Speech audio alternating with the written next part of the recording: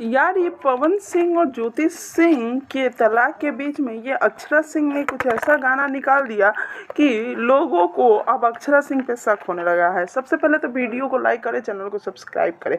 आप सबों को बता दूं कि पवन सिंह की पत्नी ज्योति सिंह ने एक फोटो कल डाला था और उसमें बहुत कुछ बातें लिखी थी कि खुशी चली गई जीवन में, बहुत सारी चीज़ें लिखी थी। और वहीं दूसरी तरफ आप सभी को याद होगा कि पवन सिंह और ज्योति सिंह की तलाक की खबर आने से पहले अक्षरा सिंह ने एक गाना निकाला था कि अब किसका घर जलाएगा।